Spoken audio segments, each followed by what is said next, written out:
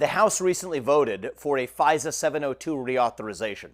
I say reauthorization in air quotes because it was actually a dramatic expansion of the power given to the surveillance state to now co-opt any company, not just communications companies like Verizon or Google, but any company to be able to do its bidding through spying on everyday American citizens through the back door. That's what the House passed.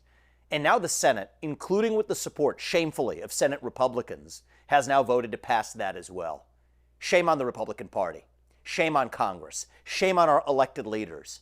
The government you elect is unfortunately the government you deserve, as Thomas Jefferson said, and that was meant for moments like this one. I am sick and tired of hearing of Republicans railing on cable television about the weaponization of government, waxing eloquent, signaling their virtue to our base, while actually then voting to give that government the power that allows that government to be weaponized. It's disgusting. The countless list of Republicans, look everyone who either voted or even some who chose not to show up. This is shameful. I'll give credit where credit was due to the likes of Mike Lee and Rand Paul. Actually stood up as Republicans with the spine for civil liberties. But for the rest, yeah, it's easy to talk about the weaponization of government when you are literally enacting the statutes that allow that massive surveillance state to continue to grow. Forking over more money to Ukraine while we have problems right here at home. Expanding our surveillance state without justification. Using fear-mongering reminiscent of the Bush-Cheney era. That's the real divide in today's Republican Party. It's not even in the Republican Party, it's the divide in our country. Between a managerial class in the deep state of the government. Involves both parties. It's a bipartisan affair.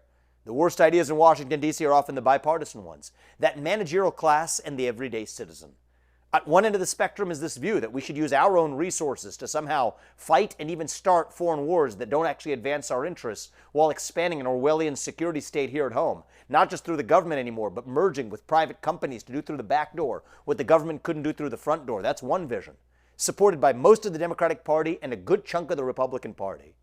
And on the other side, a vision which says hell no to that vision. That we actually believe in the Constitution. That we believe in the vision that our founding fathers set into motion, that we believe in the Bill of Rights, that we believe in the First Amendment, that we believe in the Fourth Amendment against unreasonable searches and seizures by the government, that we view the Constitution as actually the bright, shining North Star of our country, not some pesky constraint that we find our way around. Next time you have Republicans that stand up about the weaponization of the government against our party or conservatives, ask them how they voted on this bill or whether they voted on this bill, and that'll tell you the truth about how much they actually care versus what type of lip service they're throwing and feeding your way to lull you into submission.